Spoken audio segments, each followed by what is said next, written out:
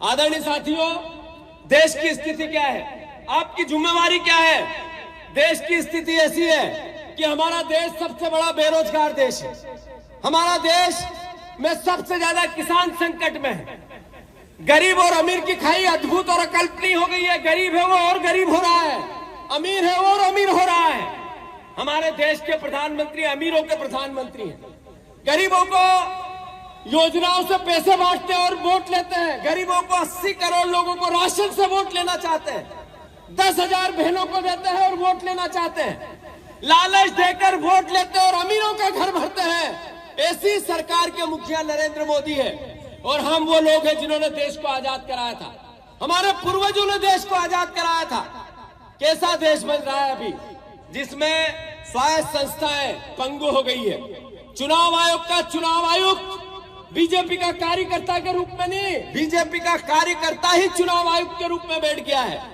साथियों, लोकतंत्र खतरे में है, वोट का अधिकार खतरे में है, संविधान खतरे में है। ये एहसास को आप सबको जीना है। मैं आप सबसे आग्रह करता हूं, राहुल गांधी जो बात कहते हैं, राहुल गांधी जी जो बात करते हैं, जरूर पूरी मीडिया बीजेपी के साथ हो गई है, ये सच है। इसको कभी डर के बोलने की आवश्यकता नहीं है। क्यों हो गई है? मीडिया में जो काम करता है हमारा साथी, वो भी देशभक्त साथी है। वो लोकतंत्र को जिंदा रखना चाहता है, ईमानदारी से अपनी कलम से सरकार को झुकाना चाहता है।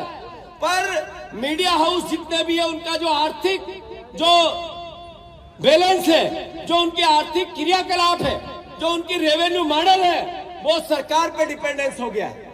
उन पर जब सरकार पैसे देगी तब मीडिया अपना अखबार छाप पाएगा।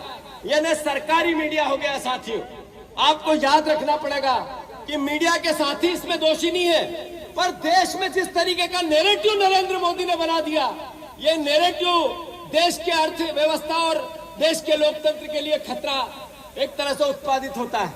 मैं आप सबसे आग्रह करता हूं, इससे लड़ने की भूमिका आप सबकी है।